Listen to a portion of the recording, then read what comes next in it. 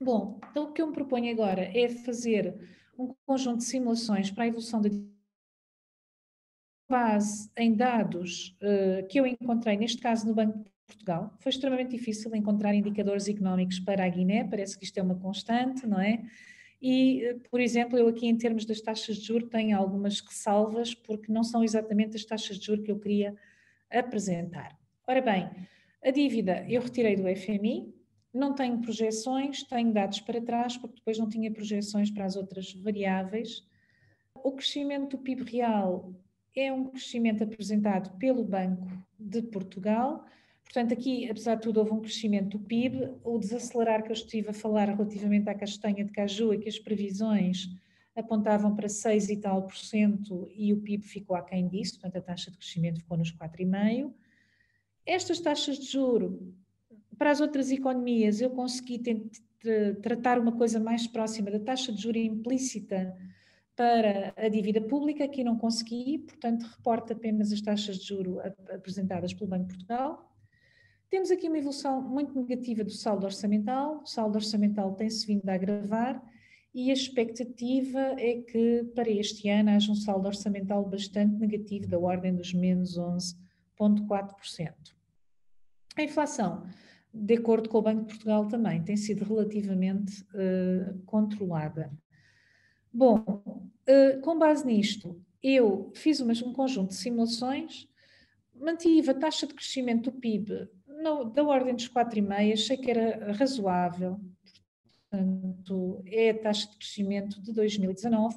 Vamos assumir que este valor menos 1,9 é temporário e que conseguimos, daqui para a frente, resolver o crescimento da Guiné-Bissau, ou pelo menos voltar aos níveis anteriores. Não é? Teremos aqui um interregno, se calhar também em 2021, mas bom, vamos assumir que conseguiríamos manter uma taxa de crescimento da ordem dos 4,5%.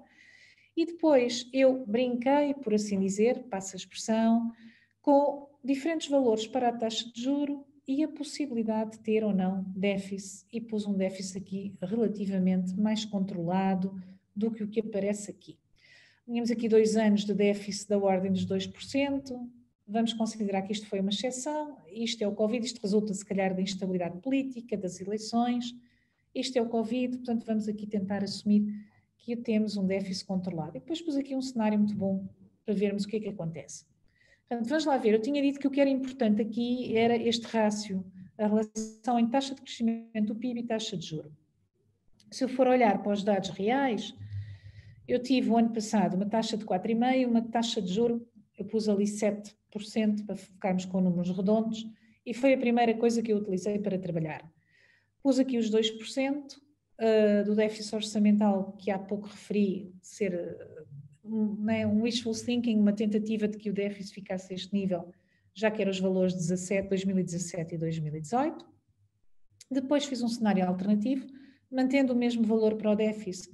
A taxa de juros implícita é mais baixa e inferior à taxa de crescimento do PIB, portanto alterei aquele rácio que eu referi há pouco. Depois faço aqui o cenário ideal, a taxa de crescimento do PIB é 45, a taxa de juros baixa e não há déficit, portanto é aqui o paraíso. E por último ponho uma situação em que a taxa de juros baixa, mas mantém-se ao nível da taxa de crescimento do PIB, portanto o rácio fica igual a 1, e eu tenho aqui um déficit de 2% para ver o que acontece. O valor de base que eu trabalhei para a dívida, o nosso ponto de partida, a partir do qual vou fazer as simulações e as evoluções, é um valor de 80%, que é o valor apresentado pelo FMI para este ano, para a dívida da Guiné-Bissau. Bom, nós temos aqui, então, os 4 cenários apresentados. Temos aqui o cenário 1, em que, como se recordam, eu tenho uma taxa de juro enorme, tenho déficit, portanto a taxa de juro está acima da taxa de crescimento do PIB. O que é que acontece? A partir de uma dívida de 80, se a taxa de juros estiver muito mais alta do que o valor do PIB, em 20 anos, foi a simulação que eu fiz, a Guiné-Bissau acumulará dívida e ficará a um nível de 128%, com perspectiva de continuar a acumular. Portanto, a importância de ter o tal rácio inferior a 1. Se eu inverter esta situação, não é, a taxa de juros passa para menos de metade, é a simulação 2, aqui a laranja, Eu consigo, pelo contrário, a partir de uma dívida de 80 e progressivamente ir descendo a dívida até 2040. Portanto, em 2040, em 20 anos, a dívida aproximar-se-ia dos 60%, o que é bastante razoável. Se, pelo contrário, eu tivesse o cenário muito, muito bom, não é? O cenário ideal em que a taxa de crescimento ainda está alta, a taxa de juros real passa para 2 e eu não tenho déficit. Portanto, se a Guiné conseguisse esta performance, é aqui a nossa simulação 3, reparem, a dívida reduzir-se ainda de forma mais acelerada e, portanto, ficaria aqui da ordem dos 50% em 2040. Por último, se a taxa de crescimento do PIB e a taxa de juro mantiverem os mesmos valores, portanto 4,5%, ficarem iguais, e houver sempre um pequeno déficit de 2%, ao longo do tempo, aqui não é muito claro, se calhar na reta, porque a escala não permite, mas o que é acontecendo é que a dívida vai se mantendo mais ou menos ao mesmo nível e aumenta ligeiramente. Portanto, ao fim de 20 anos, eu teria mais ou menos o mesmo nível de dívida.